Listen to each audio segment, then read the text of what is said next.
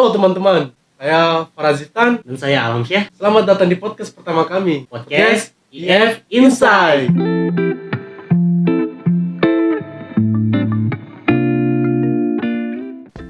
Di episode ini, kita akan membahas topik yang sangat menarik dan sedang banyak dibicarakan, yaitu kecerdasan buatan atau bisa disebut AI. Apa sih AI itu? Dan bagaimana cara kerjanya? Apa dampaknya terhadap pekerjaan dan kehidupan sehari-hari? Kita akan membahas semuanya. Jadi, apa ya AI itu ya? AI atau kecerdasan buatan, apa itu ya? AI itu sendiri adalah sebuah teknologi yang memungkinkan komputer dan mesin untuk melakukan tugas yang biasanya memerlukan kecerdasan manusia, sehingga kita tidak lagi memerlukan kecerdasan manusia dalam melakukan sesuatu hal. Contohnya seperti fitur pengenalan wajah pada Google, pengenalan suara, atau bahkan fitur bermain catur secara komputer. Itu semua dari AI. Oh, itu semua dari AI ya? Iya. Oh, jadi berarti AI itu bisa membantu juga ya untuk manusia gitu ya? Iya, sangat membantu. Iya, betul juga. Jadi AI bisa diajarkan untuk belajar dari data dan pengalaman, lalu membuat keputusan atau prediksi berdasarkan informasi itu ya? Iya, jadi AI itu sangat memerlukan data dan informasi. Oh Iya. iya. Berdasarkan informasi, mungkin tanpa kita sadari, AI sebenarnya sudah ada di sekitar kita. Misalnya fitur saran, video YouTube, atau rekomendasi produk di situs belanja online. Iya, semua itu menggunakan AI untuk mempelajari apa yang kita suka dan kemudian memberikan rekomendasi berdasarkan algoritma yang telah dibuat. Oh, iya. Berarti selain itu ada juga asisten virtual seperti Siri atau Google Assistant. Nah, iya betul. Itu dibuat untuk membantu kita dalam mencari informasi, mengatur jadwal, dan lain-lain. Bahkan juga mengontrol perangkat di rumah seperti lampu. Wah, tahu nggak lampu yang bisa nyala dari handphone? Iya, tahu. Pakai suara kan? Pakai suara. Itu dari AI. Itu AI juga Iya. ya. Berarti apa ya? AI itu bisa dijadikan IoT juga begitu. Iya, AI juga sebagian dari IoT. Bisa Iya. juga dalam sistem web gitu atau aplikasi dan lain-lain. Banyak. Iya. Aku penasaran nih, bagaimana sih cara kerja AI itu? Sebenarnya AI itu bekerja dengan menggunakan algoritma seperti yang saya bilang tadi. Algoritma itu agar bisa belajar dari data. Bayangkan seperti seorang anak kecil yang belajar dari pengalamannya. Semakin banyak pengalaman atau data yang dia miliki, maka akan semakin pintar dia. Oh, iya. Iya, bisa. Nih, contohnya AI bisa belajar untuk menggambar anjing Ya, betul. dengan cara melihat ribuan foto-foto anjing. Setelah itu, kita melihat gambar-gambar baru, AI bisa menebak apa itu anjing atau bukan. Ngerti nggak? Atau gimana? Paham sih, saya lumayan paham ya apa itu AI. Cara kerja AI itu saya paham. Berarti proses yang untuk dijadikan sebuah AI itu dapat disebut menjadi pembelajaran mesin ya. Ya, Salah satu bagian penting dari AI. iya. Salah satu bagian penting dari pembelajaran AI itu namanya pembelajaran mesin. Yang penting dalam pembuatan AI itu sendiri. Iya. Paham? Paham. Nah, harus gitu. Ya. Kita di sini sama-sama belajar. Dari tadi kita bahas tentang AI, tapi kita tidak mengetahui awal mula dari AI itu sendiri ya. Jadi sejarah singkat dari AI itu apa sih ya? Untuk sejarah singkat, sekarang mari kita sedikit flashback pada tahun 1950-an. AI sebenarnya sudah menjadi sebuah impian manusia sejak lama. Pada awalnya, konsep AI itu muncul dari cerita fiksi ilmiah seperti film-film. Banyak tuh kan film-film tentang masa depan. Iya, masa depan dia tahu. Kayak ini yang tiba-tiba robot macam gitu mengambil ya. alih dunia. Iya, tahu kan? Saya tahu lagi. Banyak banget itu film-film kayak gitu. Iya. Nah, pada tahun 1956 istilah kecerdasan buatan mulai muncul. Iya. Itu resmi diperkenalkan oleh John McCarthy di sebuah konferensi Dartmouth. Itu konferensi AI pertama. Iya. Nah, pada tahun 1956 itu. Terus sejak itu AI mulai menjadi salah satu cabang ilmu. Salah satu cabang ilmu baru yang mana itu berfokus pada pembelajaran mesin. Iya. Nah, selama waktu itu saya telah mengalami berbagai macam pasang surut. Seperti yang kita tahu kan, banyak pasti pada bidang-bidang keilmuan lain yang mengalami pasang surut. Ya. Misalnya dari matematika yang makan waktu ribuan tahun. Dari awal seperti lukisan yang dari awal dari zaman batu. Iya betul. Pasti ada proses semuanya Pasti kan. Dari zaman batu semua itu pasti akan mengalami yang namanya pasang surut dalam pengembangan ilmu pengetahuan. Namun ada periode untuk AI yang disebut AI winter, di mana ketika AI tidak lagi banyak mendapatkan perhatian dan pendanaan, maka pengembangan AI di situ akan mengalami surutan. Nah, tapi sekarang AI telah mengalami banyak pasang nih dikarenakan kemajuan teknologi seperti data yang besar dan komputasi awan.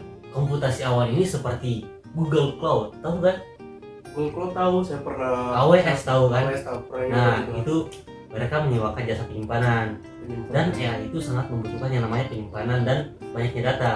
Iya. Bayangkan kalau kita tidak memiliki cloud, AWS tadi itu tersebut, mungkin gimana ya untuk data Perkembangannya akan melambat. Tapi bukan berarti pengembangan AI tidak berjalan, karena masih ada server kan. Tapi server, ya. Kayak komputasi awan ini Ya. itu sangat membantu karena penyimpanan yang sangat besar dan fleksibel. Nah, oleh karena itu AI dapat berkembang sangat besar dan itu membuka banyak sekali peluang baru di berbagai bidang lain. Iya. Contoh bidang apa saja kalau tahu? Itu yang saya ketahui cuma yang dari AI itu ya tentang cuma ChatGPT terus Gemini. Apa dari ChatGPT yang kau dapatkan? Bisa. Nah, untuk seperti mau buat apa begitu? Nah, jadi gini ya, untuk dari ChatGPT itu bisa membantu saya itu dari buat website. Nah, apalagi jurusan kita ini kan jurusan informatika nih. Nah, iya. Nah, itu sangat membantu sekali untuk kita yang masih baru belajar. Nah, ini sangat membantu kan dari berbagai bidang, misal bidang web developer. Nah, bisa. Maka itu juga bisa mempengaruhi banyak bidang lain seperti desain grafis. Iya betul. Penulisan. Betul lagi. Nah, seperti kita ingin meringkas sebuah kata-kata lewat AI juga bisa. Gambar pun bisa, video pun bisa, berbagai macam juga bisa, tergantung output apa yang kita mau. Nah, iya. Jadi sejarah singkatnya seperti itu ya? Iya. Itu sejarah yang paling singkatnya sih. Iya sih. Pasti ada banyak. Pasti banyak ya singkatnya. Tapi yang iya. Mungkin yang kamu ketahui mungkin cuma itu saja mungkin ya. Ada lagi tapi itu singkat saja. Singkat. Biar nggak terlalu panjang. Oke, siap. Jadi dengan semua manfaat ini, apakah ada tantangan atau pertanyaan etis yang perlu kita pertimbangkan terkait AI itu? Ya, ada beberapa nih. Salah satunya adalah privasi, dikarenakan AI membutuhkan sangat banyak data untuk belajar. Dan seringkali data ini bersifat pribadi. Iya. Mana ada orang kan mau kasih data pribadinya? Iya betul sih. Pasti nggak mau. Iya. Namanya juga pribadi kan. Terus penting untuk memastikan data kita aman dan tidak disalahgunakan. Iya. Terus selain itu ada juga beberapa kekhawatiran tentang dampaknya AI terhadap pekerjaan. Itu apakah AI menggantikan pekerjaan manusia? Pasti kalian sering bertanya-tanya. Ya wah sih. AI semakin ini semakin itu pasti menggantikan banyak pekerjaan. Seperti yang lagi ramai sekarang ini kan, katanya untuk yang masuk di teknik informatika itu pekerjaannya akan digantikan sama AI. Nah itu salah persepsi. Justru dengan AI itu kita akan sangat terbantu. Cuma orang-orang yang takut dengan AI yang nggak akan dapat pekerjaan. Sedangkan orang-orang yang mau belajar AI dapat membuka kesempatan baru untuk mendapatkan pekerjaan. Itu. Jadi itu tergantung persepsi kita. Justru menurut saya nih perkembangan AI itu sangat membantu, apalagi dengan tingkat perkembangan dunia global saat ini yang sangat tinggi dan membutuhkan banyak sekali kebutuhan kan, misal dari desain grafis dan lain-lain, developer itu sangat membutuhkan AI. Iya saya paham. Jadi menurut kamu nih AI ini bisa nggak sih mempermudah pekerjaan manusia atau malah sebaliknya? Mempermudah. Kenapa tuh? Karena ini kan cara berpikirnya dibuat agar menyerupai manusia Iya, ya. dengan cara neuron network. Neural network. Tahu nggak ada orang network itu apa? Neuron bisa. Pernah dengar sih. Itu kayak semacam sel-sel otak gitu. Oh. Cara kerjanya. Oh, berarti canggih banget meniru berarti ya? manusia gitu. Berarti canggih ya? Iya.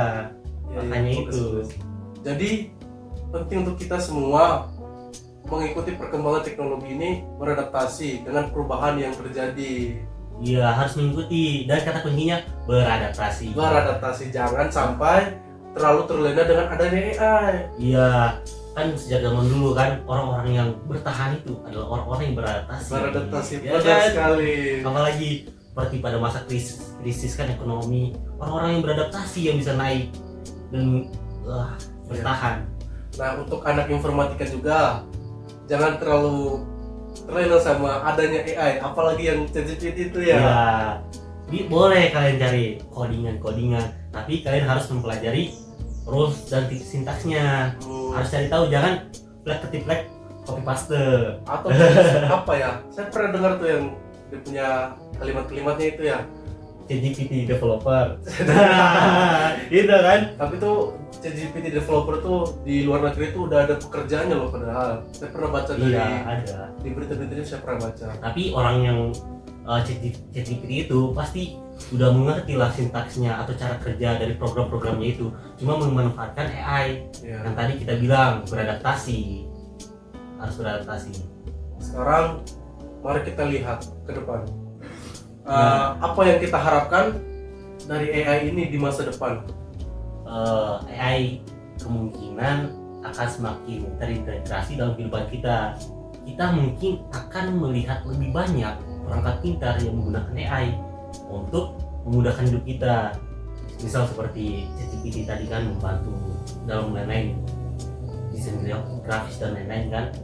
Terus ada juga kemungkinan AI memainkan peran lebih besar lagi dalam pengambilan keputusan kita, karena AI dirancang untuk melakukan hal-hal yang mana dia harus mengeluarkan output. Output itu yang kita inginkan, misal kayak output prediksi harga rumah. Kita latih itu untuk memprediksi harga rumah sehingga outputnya sesuai dengan keinginan kita, baik di bisnis dan lain-lain kan. Ternyata untuk belajar AI itu ternyata lumayan ribet juga ya. Ribet tapi mudah. Ribet tapi mudah. Iya. Untuk orang yang tidak mau beradaptasi. Dan tentu saja penting bagi kita semua untuk terus belajar dan beradaptasi dengan teknologi yang berkembang pada saat ini. Iya betul. Beradaptasi itu penting. Apa sih yang masih bertahan kalau nggak beradaptasi? Iya sih, contohnya kayak kita lagi di kuliah sini, kita lagi di Ulpi nih. Iya. Pertama kali kita menginjak kaki di Ulpi sini, kita kan pasti harus beradaptasi ya. Iya beradaptasi itu penting. Oke ya. Setelah pembahasan tadi nih, jadi untuk orang-orang yang masih pemula nih, untuk mempelajari sebuah AI, untuk membuat sebuah AI itu harus bagaimana dulu sih? Ingin memulai belajar AI? Iya, seperti itu. Ada beberapa tahapan atau yang bisa dilakukan untuk belajar AI. Yang pertama, pahami dulu apa itu AI. AI adalah sebuah teknologi yang membuat komputer bisa melakukan tugas-tugas yang biasanya memerlukan kecerdasan manusia. Pahami dulu tentang AI itu sendiri. Kedua, belajar bahasa pemrograman. Saya lebih merekomendasikan bahasa pemrograman untuk belajar AI adalah Python. Kenapa Python? Python adalah bahasa pemrograman yang paling banyak digunakan dalam AI karena mudah untuk dipelajari dan memiliki banyak alat bantu. Alat bantunya itu seperti library. Tahu. Sabar. Itu nih di belajar Python kan di jurusannya kita ini kan masih semester 2 ya. kan itu ada matkul tentang Python. Iya, itu. Matkul Python yang dimana itu matkulnya literasi data. Jadi lebih ke dalam analisis gitu Iya. untuk matkul kita ya. Itu bisa memulai sebagai dasar juga. Mulai Karena dari dasar kita juga ya. berkenalan dengan data nih yang Hmm. nanti akan diolah menjadi AI. Oh, Nah, iya paham. untuk memulainya kalian bisa menonton banyak nih tutorial di YouTube. Iya. Ke ChatGPT juga bisa. Work Overflow kalau mau mencari masalah, kalau dapat masalah di tengah jalan. Oh, iya. Nah, ada banyak nih media-media gratis untuk bisa kita belajar. Cuma tergantung dari kemauan kita sendiri mau pelajari atau enggak. Enggaknya ya. Nah, jadi kita harus mengembangkan dulu minat kita. Kalau nggak ada minat, gimana mau belajar kan? Iya, betul Harus juga sih. minatnya harus kuat di awal. Terus menggunakan alat bantu seperti Google Colab untuk Python bisa juga, dan lain-lain seperti Flashcode. Jupyter Nah, ya. Jupyter juga. Itu juga ada tuh. Nah, itu salah satu toolsnya untuk belajar Python. Terus itu sih ngikutin pembelajaran online.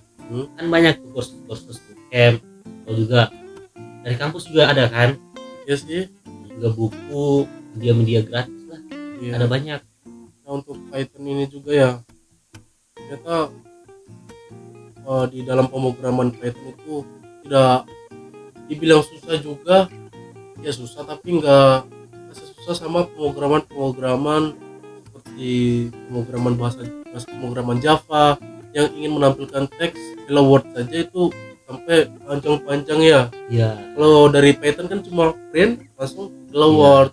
juga lebih memudahkan Iya sih. dalam proses belajar. Seperti untuk memulai hal baru dalam kita untuk memasuki dalam programmer, kita cocoknya tuh ya mungkin menggunakan bahasa pemrograman Python kali ya. Ya, untuk AI cocok, tapi bukan berarti karena mudahnya kita ngambil AI ya. Ya. Bukan mudahnya karena kita ambil Python ya. Bahasa pemrograman yang lain juga bagus, pertama Java, Itu sih bagus sih, untuk keamanannya juga bagus juga. bagus. Apalagi kalau kita buat dari Java kan pasti lebih mudah belajar Pythonnya Iya. karena sintaksnya lebih mudah. Nah, itu Ji. Oh iya. Tarik kan belajar AI? Oh, kalau dibilang tertarik karena tadi itu bagus-bagus ya, tertarik sih, tapi nggak tahu nanti kalau kita lagi nyobanya nanti ya, Iya. mungkin jatuh bangun gitu. Kan setiap proses ada ini apa surutnya. Iya. Seperti kata tadi kan, kita juga harus beradaptasi. Iya. Capek juga ya. Iya. Apa sih kalau udah minat, kumpulin aja dulu niatnya. Iya. Terus untuk AI sendiri ada beberapa ini bidang gitu. Sama ada AI sendiri, mana bidang ilmu komputer yang berfokus pada sistem yang dapat meniru fungsi-fungsi kognitif dari manusia seperti belajar, berpikir, dan mengambil keputusan. Nah, yang kedua ada machine learning. Iya. Machine learning itu adalah sebuah mesin yang belajar, seperti sistem dari AI yang memungkinkan untuk belajar dari data dan membuat prediksi atau keputusan tanpa diprogram secara eksplisit. Itu seperti tadi kan prediksi harga rumah, ya kan? Bagus banget tuh, bisa juga dikembangkan jadi prediksi yang lain, dibuat UMKM, dan lain-lain. Nah, untuk machine learning ini kan bro, waktu kita ospek jurusan nih, Nah, apa ya namanya tuh Morris, kalau nggak Ya. salah tuh ya, namanya Morris. Kan kita juga belajar machine learning waktu ospeknya itu. iya, Jadi kayak lumayan susah sih, karena kita masih semester berapa tapi disuruh belajar machine learning. ya. Tapi ada ini materi yang diingat gak? Materi yang diingat ya itu lupa sih. Udah lupa. Nah, nih dulu kan ada yang namanya jenis-jenis machine learning. Nah ya. Yang pertama ada supervised learning, dan kedua unsupervised learning. Iya. Apa tuh bedanya? supervised learning dan unsupervised learning. Iya. Nah, bedanya itu supervised learning itu sebuah model yang dilatih dengan data yang sudah memiliki label. Misal mengklasifikasi email sebagai spam atau bukan spam. Oh iya. Udah ada labelnya nih email. Nah, kalau unsupervised learning model yang dilatih dengan data yang tak berlabel dan bertujuan untuk menemukan pola yang terstruktur dalam sebuah data. Misal rekomendasi pelanggan, enggak? Segmentasi pelanggan ya. Saya pikir-pikir dulu. Nah, Segmentasi pelanggan. Enggak sih? Ngerti sih jadi aku. itu dia yang nemuin pola gitu. Dia nemuin polanya. Ada pola. Misal ini kayak seperti tadi belian rumah per tahun gitu. Oh, itu Dia bisa pakai pola itu dari Oh. pola. ya Nah, saya paham.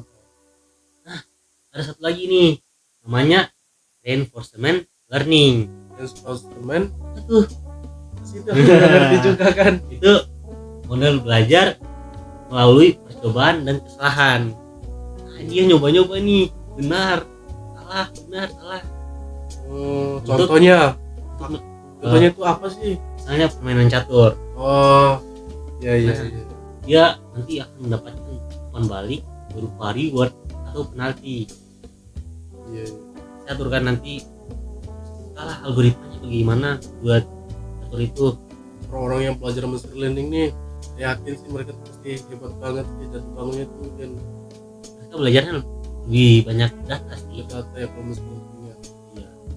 Atau sama kali atau mungkin sama ya dari antara website sama AI ini sama atau gimana sih? Beda. Beda ya, Yang keilmuannya juga beda, tapi tetap IT kan. tetap IT juga. Kita lanjut di deep learning. Yang ketiga, apa sih deep learning itu? Ya, aku juga bingung kan. Ya, deep dalam nih. Deep. Dalam Deep. banget belajarnya. Dalam banget. Learning berarti kita belajar lebih dalam gitu ya. Iya.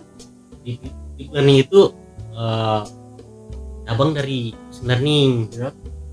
Dia adalah subnet dari machine learning yang menggunakan jaringan saraf tiruan atau neuron network. Lebih kayak Yang tadi kan yang kotak manusia tadi. iya lebih Ya, kayak kok masuk kotak-kotak manusia gitu Iya. ada neuronnya gitu.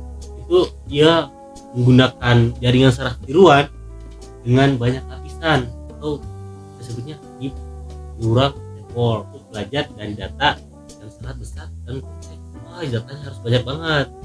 Itu kan learning udah banyak nih datanya. Learning lebih banyak lagi datanya. Iya. Bayangin. Kemarin kan ada project satu nih. Ternyata project satu jangan terlalu buat semua AI gitu. Teman saya dulu tuh ada yang pernah mau nyoba AI Iya, tapi dianya sendiri gak mampu. nggak mampu Iya. itu langsung ke website aja gitu. Bertahap aja dulu. Ya. Tahap. Tadi udah ada minat kan? Mungkin bisa dipilih selanjutnya bisa. Iya. Terus untuk komponen utama dari deep learning itu sendiri ada neural network yang tadi kita sebutkan. Ya. Itu merupakan struktur yang terinspirasi dari otak manusia dari neurons saling terhubung neuron. Atau enggak kayak di gambar di Google itu biasa gambar otak terus ada neuron-neuronnya Oh ya Ya. lihat. ya. Terus ada CNN atau biasa kita sebut convolutional neural network digunakan terutama untuk pemrosesan gambar dan video. Iya. Nah, di sini di deep learning ini dia bisa menggunakan gambar dan video. Misal kayak ini kemarin kan kita namanya kunjungan industri kan, Ya itu ada kan bis, kita kan mengunjungi PT Damri nih, ya PT Damri. itu bisnya ada video. Oh Iya, iya. ada CCTV kan Ada yang bisa CCTV memantau juga. langsung, Betul. bisa menghitung arahnya. Itu juga termasuk dari AI itu. Iya, itu Gila. itu kayak gimana ya, dia mencari tahu jumlah orangnya gimana. Tuh pernah lagi pasti pernah lihat di TikTok atau di Reels gitu kayak ini mencari sebuah program untuk mencari umur seseorang. Oh yang iya, yang tiba-tiba ada yang umur 8 tahun. Malah besar. Nah, Gila itu sih, juga. gila sih. Sama ini juga di TikTok ini kan kita pada saat kita nyari, kayak contohnya kita nyari lagu nih, Iya, cuma kita sebutkan saja liriknya walaupun itu bukan sebuah judul lagunya. Contoh lagunya itu Mari Kita Mulai. iya. Oh, padahal itu liriknya, tapi pada saat kita search itu langsung muncul lagunya. Iya, Itu apa? Itu mas- sebagian dari AI juga, Iya, masuk AI. Iya, AI yang mengelola algoritma. algoritmanya ya. Juga. Nah, gitu Ji.